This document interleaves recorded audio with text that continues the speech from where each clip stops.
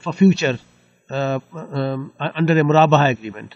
So I bought it at 100, this commodity overall, and I will sell. I will find out what rate I can sell by number of houses and number of banks counterparties. So wherever gives me the highest, and I will have to say that this is a 3-month deal. So I am giving you under Murabaha. I'm selling it now, but you will pay me back in 3 months' time. So whoever gives me the highest value for the commodity I'm selling will get the deal. So party A says 101, another says 101 and a quarter, whatever. So I will choose the highest.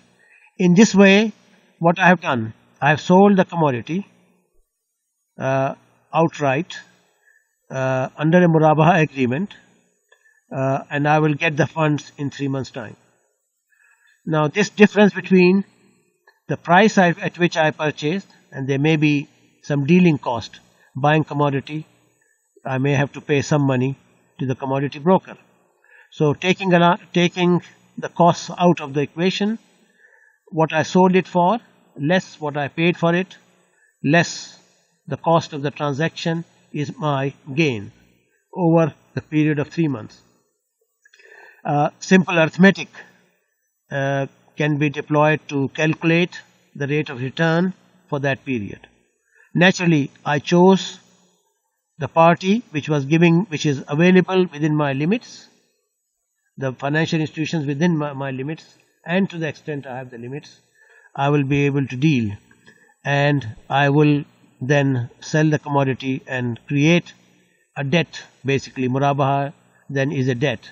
The bank A, of course, I didn't mention here, commodity Murabaha agreement between counterparties is signed beforehand, that this mechanism through which I am doing the transaction is acceptable to the party concerned, so that if there is any dispute, that binding agreement is the one to fall back upon.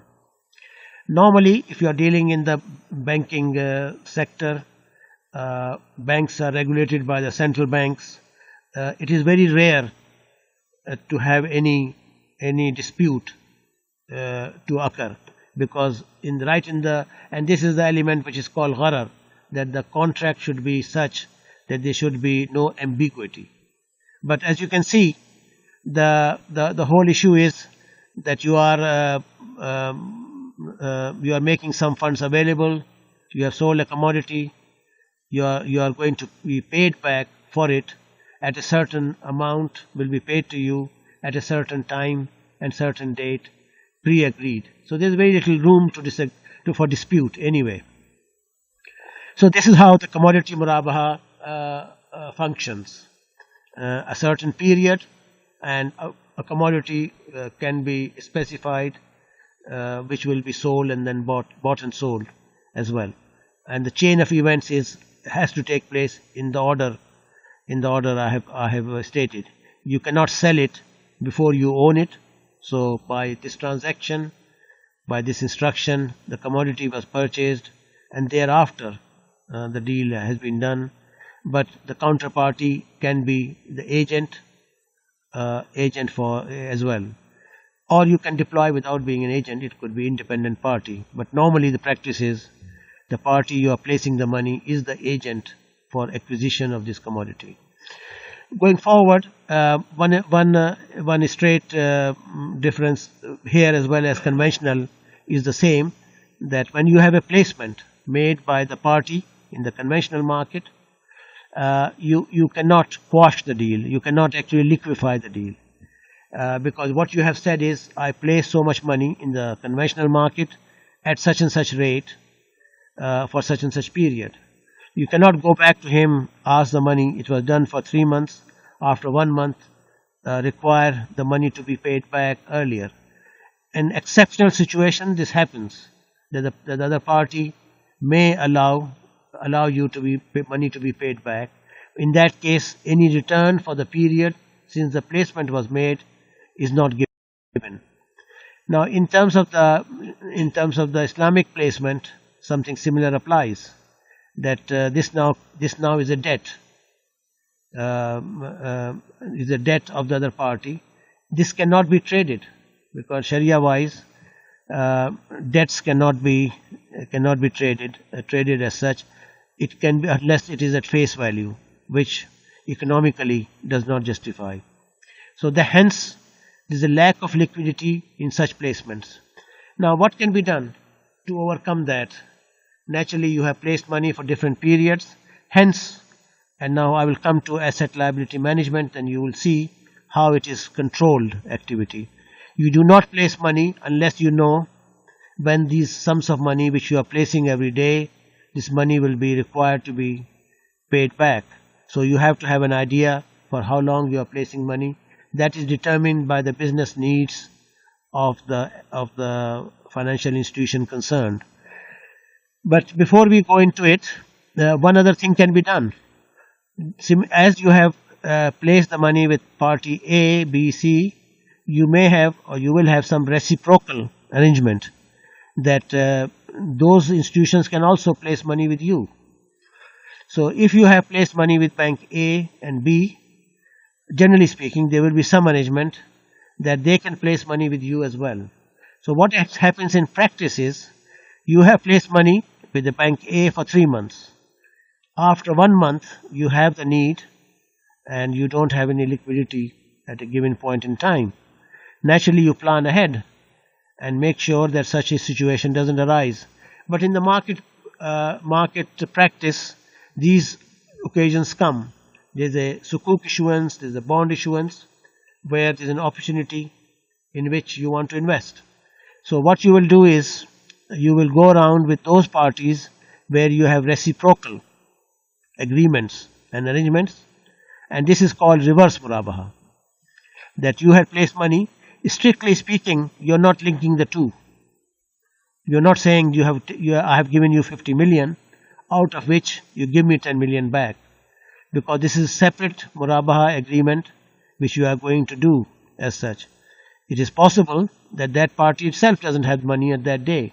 So you will go from party A to party B to party C. It is a normal practice that institutions have these agreements in place to as wide a number of places as possible. So you have a possibility of placement with 20 banks, 10 or 15 or 12. You will have arrangements for reverse Murabaha. That means when I need the money, I can call upon you to give me under the same Murabaha, commodity Murabaha arrangement, some funds. Naturally, there is no linkage as far as the Sharia side is concerned. Instead of fixing the rate beforehand in the conventional market, the rate emerges as a consequence of a decision you have taken. Decision to buy a certain commodity and then sell that commodity. So the result, there is a rate, but it's calculated from the dealing you have done, rather than say, what rate will you give me? 2.3, 3.4, what? Which is what happens in the conventional marketplace. The end result that you get a rate is a consequence of the transaction you have done. Now, if you, under the reverse Murabaha agreement, it is no linkage between the previous rate and the deal you have done. That deal is completed. That deal is finished.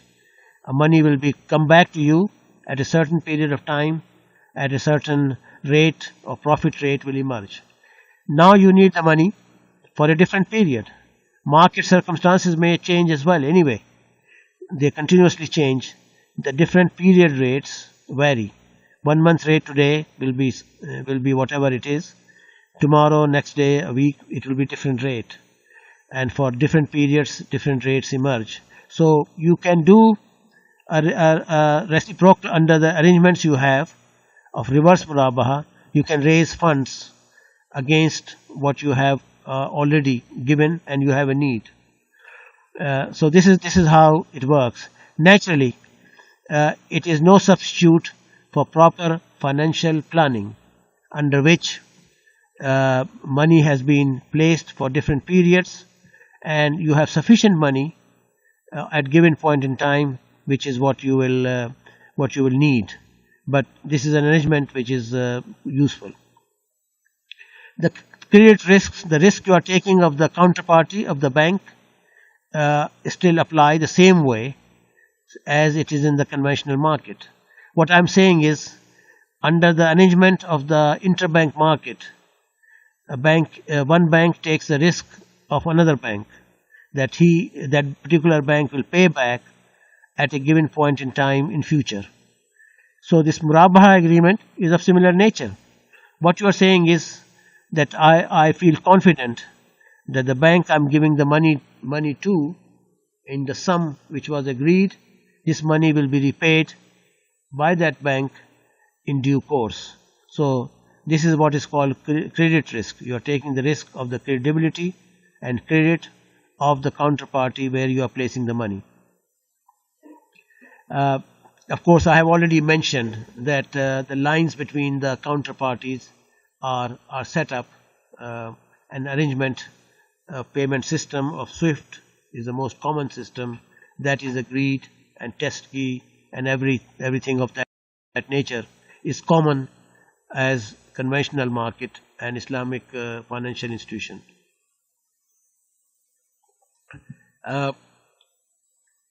Now that was slightly heavy perhaps for some who are not initiated into this.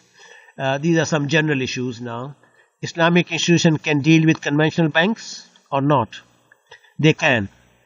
The whole issue is, as long as the mechanism through which you are buying and selling, and hence all the details which apply is acceptable to the conventional institution, a non-Sharia compliant institution that applies, then dealings can take place as such. However, for Islamic institutions, the preference should be that Islamic institutions first deal with the other Islamic sister institutions rather than rushing to deal with the conventional banks. In some jurisdictions, in fact, in Malaysia, for example, they have banned this activity, that Islamic institutions should only place money with Islamic institutions, so the end utilization of that money should be Sharia acceptable as well. But Sharia wise, there is not a prohibition in dealing with conventional institutions, as long as the mechanism is exactly the same as for dealing among conventional institutions. Now, there are other financial instruments other than the one I have told you.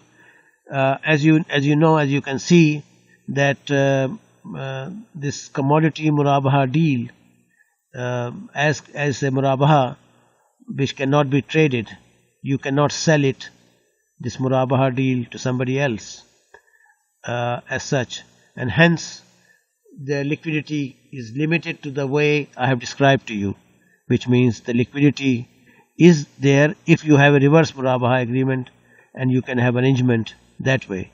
Otherwise, this debt cannot be sold. Now, what are the other instruments which may be possible for Islamic financial institutions to hold? One of them is what is called sukuk, which is basically a certificate as such, but that can be traded if on the premise that it is asset backed and the majority are of underlying are assets, Sharia compatible, of course, assets, which in the case of many of the institutions will be a leasing portfolio. You can also have real estate, you can have equities, Sharia compliant, and assets of that type. There can be a minority, which will be 51% minimum should be assets, actually assets, and the other maximum of 49% can be debts like Murabaha, Istisna, and other financial instruments. So this whole portfolio is securitized, and then what you create what is called sukuk. I will have something more to say under the resource mobilization, and this is the linkage between the two of the topics we are discussing: management of the liquidity and resource mobilization. So, but of course, these are not the sukuks of the institution itself. They can be any sukuk available in the marketplace, Normally, the sukuks are for longer duration. Uh, it's very rare to have a sukuk less than 3 years, but more issues have been made recently, which may be 2 to 3 years, but they normally have been 5 years. So, in other words, they are similar in nature as far as the market is concerned than fixed coupon or floating rate bond. A bond issued by a party promising to pay every 3 months or every 6 months a certain rate, fixed rate, or linked to some index, and that index can be LIBOR as such. So I think the issue there is of the what is the problem with that. Uh, Firstly, there is lack of liquidity. The number of issues in the marketplace is somewhat limited because these these are assets which funds, Islamic funds, Islamic banks, and others want to hold for a good return. As such, the liquidity tends to be poor because if you have 300 million issued and 100 to 200 million holders want to hold it to maturity, the freely tradable element left is much less, will be the balance. For these reasons, there is a lack of liquidity. And here in in this section, we are talking about the treasury instruments, and hence liquidity is the main issue we are discussing right now. So, for sukuks in issuance currently are somewhat poor as far as the liquidity instrument is concerned. There is also a price risk under the normal market condition. The longer duration bonds, which means say 3 years to maturity, 5 years to maturity, the longer the period, the greater the price risk. In other words, if the yield or the return goes up or down by say 1%, the impact on the price of the bond is bigger the longer the maturity. This is another way of putting is this bond is more volatile or higher volatility. So for this reason, as a liquidity instrument, these are not good instruments because the price risk is much bigger and there is a lack of liquidity as such. Of course, they can be held in the investment portfolio of the treasury to earn high returns. So what we are saying in effect is that at a given point in time, the funds available to the treasury may be substantially more than what will be reasonably required over the period of 3 months, 6 months, or a year. Treasury may hold more money than what it needs to give over a period of 6 months or a year. In that case, what happens to the rest of the money? The rest of the money can form what we may call investment portfolio.